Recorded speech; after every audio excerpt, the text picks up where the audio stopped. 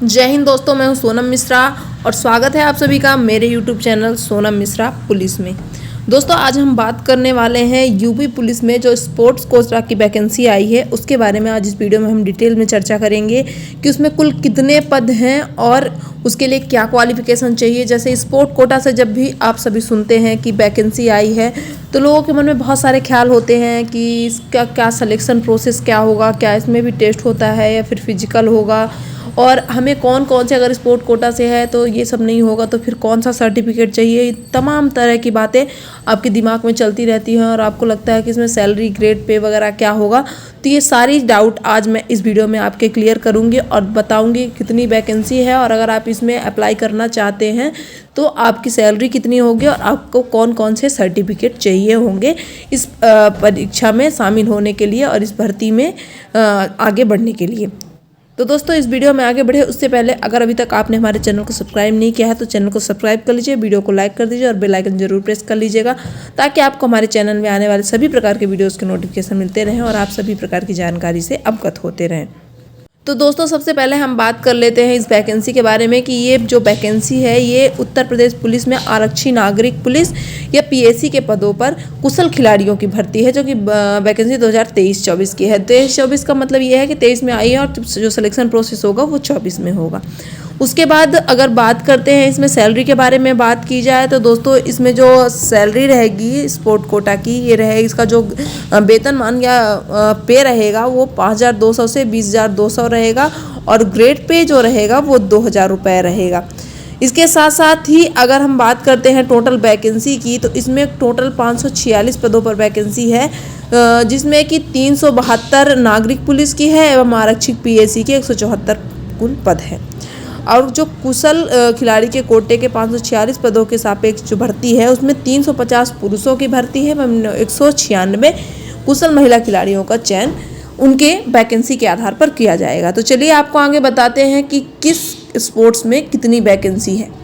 तो दोस्तों इसमें बहुत सारे गेम्स दिए हुए हैं, अगर इनमें से किसी का भी सर्टिफिकेट आपके पास है और आगे हम बात करेंगे वीडियो में कि किस लेवल का सर्टिफिकेट आपके पास होना चाहिए। तो जो अभी मैं सबसे पहले आपको लिस्ट बता देती हूँ कि किस किस गेम में वैकेंसी है। अगर आप किस गेम के प्लेयर हैं तो आप पार्टिसिपेट कर सकते हैं इसमें। तो सबसे पहले जो वैकेंसी है वो वाटर स्पोर्ट्स की है और संख्या मैं आपको काउंट नहीं करवा रही हूँ तो वीडियो बहुत ज़्यादा लंबा हो जाएगा, संख्या आप देख लीजिएगा वीडियो में। तो जिस भी गेम से आप हैं उस गेम का आप देख लीजिएगा पर्टिकुलर। तो इसमें पहले नंबर पे है वाटर स्पोर्ट्स, दूसरे नंबर पे है वॉलीबॉल, तीसरे नंबर पे है बास्केटबॉल, चौथे नंबर पे है kabaddi, football, table tennis, badminton, cross country, hockey, तीरंदाजी, जिम्नास्टिक, भारोत्तोलन, wushu, judo, boxing, fencing, kho kho. तो कुल 24 खेल विधाएँ हैं जिनमें किसी भी खेल विधा से आप हैं तो आप इस जो ये वैकेंसी है इसमें फॉर्म अप्लाई कर सकते हैं और सिलेक्शन ले सकते हैं। तो चलिए अब बताते हैं सिलेक्शन प्रोसेस के बारे में। दोस्तों अपन वीडियो में आगे बढ़े उससे पहले मैं सबसे पहले एक जानकारी बता देती हूँ कि शारीरिक रूप से विकलांग, जो कि शारीरिक रूप से किसी तरह से विकलांग है, वो व्यक्ति पुलिस सेवाओं के लिए पात्र नहीं होंगे। तो अगर इन केस आप पैरा स्पोर्ट्स से हैं तो आप इसमें अप्लाई नहीं कर सकते हैं। उसके बाद हम बात कर लेते हैं ऑनलाइन आवेदन की जो समय सारणी है उसके बारे में बात कर रहे हैं। तो आवेदन प्रारंभ होने की जो तिथि है वो 14/12/2023 से, मतलब आज से ये वैकेंसी स्टार्ट हो जाएगी, आज से फॉर्म भरे जाएंगे। और आवेदन करने की अंतिम तिथि के बारे में बात करें तो 1/1/2024 तक, 1 जनवरी तक फॉर्म भरे जाएंगे। आवेदन शुल्क जमा करने की अंतिम तिथि भी 1/1/2024 ही है। तो दोस्तों जो कुशल खिलाड़ियों है तो टर्म एंड कंडीशंस है वो मैं आपको बता देती हूँ कि सबसे पहले है राष्ट्रीयता, अभ्यर्थी को भारत का नागरिक होना चाहिए। दूसरा है अगर शैक्षणिक योग्यता की बात करते हैं भारत में विधि द्वारा स्थापित बोर्ड द्वारा 12वीं कक्षा उत्तीर्ण होना चाहिए। उसके साथ साथ भी इसमें कुछ टर्म एंड कंडीशंस दी गई हैं कि आप जब फॉर्म भर रहे हैं उस समय तक आप ये जो आपकी क्लास है मतलब 12th आप पास हो और अंक तालिका में आप पास शो हो रहा हो, आपकी मार्कशीट जो है उसमें आप पास हों। आवेदन पत्र में प्रदर्शित शैक्षणिक अर्हता की यथार्थता, शुद्धता एवं समकक्षता को सिद्ध करने के लिए अभिलेख साक्ष्य प्रस्तुत करने का दायित्व अभ्यर्थी का होगा। इस संबंध में बोर्ड का निर्णय अंतिम होगा।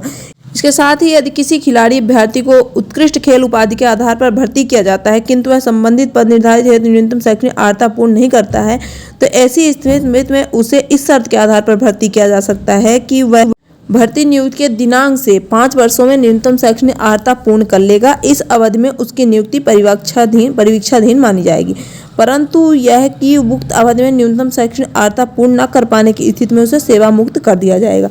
तो अगर आप 12वीं पास नहीं हैं और आप भर्ती हो जाते हैं तो 5 साल के अंदर आपको वो क्लास 12th पास कर लेना है। तो अब बात करते हैं कि आपके पास कौन कौन से गेम्स के सर्टिफिकेट होने चाहिए। तो कास्ट श्रेणी में आता है ओलंपिक गेम्स, विश्व चैंपियनशिप, विश्व कप, खास श्रेणी में एशियाई खेल, Commonwealth game, Commonwealth championship, senior एशियाई चैंपियनशिप, यूथ ओलंपिक खेल, एशियाई चैंपियनशिप जूनियर, कॉमनवेल्थ युवा खेल, दक्षिण एशियाई खेल, विश्व विद्यालय खेल चैंपियनशिप, ओलंपिक संघ से संबद्ध प्राप्त अन्य अंतर्राष्ट्रीय खेल प्रतियोगिताएं, national games, national championship junior या सीनियर कोई भी हो, अखिल भारतीय अंतर्राष्ट्रीय चैंपियनशिप, अखिल भारतीय अंतर विश्वविद्यालय टूर्नामेंट, विश्व स्कूल खेल, राष्ट्रीय विद्यालय खेल, अखिल भारतीय पुलिस खेल प्रतियोगिताएं। इतनी जो प्रतियोगिताएं हैं, इन प्रतियोगिताओं में अगर किसी में भी आपने भाग लिया है या फिर 2 साल के अंदर भाग लिया है या फिर मेडल प्राप्त किया है तो आप इसके पात्र हैं, इसमें आप अप्लाई कर सकते हैं।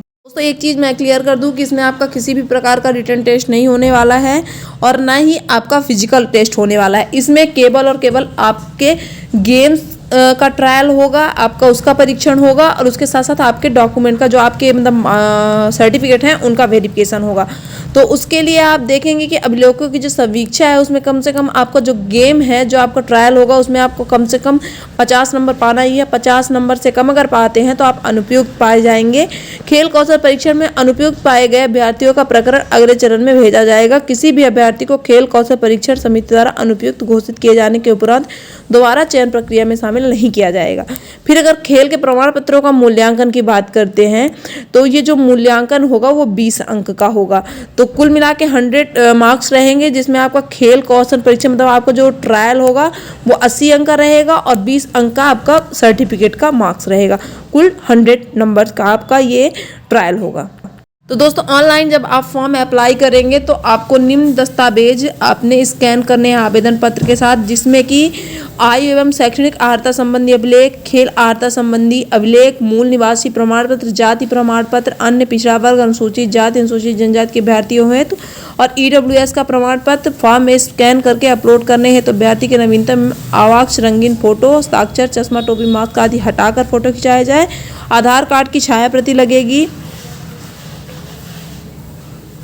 तो आपके टोटल इतने डॉक्यूमेंट लगेंगे ऑनलाइन अप्लाई करते टाइम। दोस्तों इसके साथ साथ ही अलग अलग खेल विधा में अलग अलग प्लेस के अकॉर्डिंग वैकेंसी है, तो इसको आप थोड़ा सा देख लीजिएगा कि आप किस प्लेस पे खेलते हैं और कौन से गेम में खेलते हैं। तो आशा है कि आपको पूरी जानकारी मिल गई होगी और आप सभी प्रकार की जानकारी से अवगत हो गए होंगे।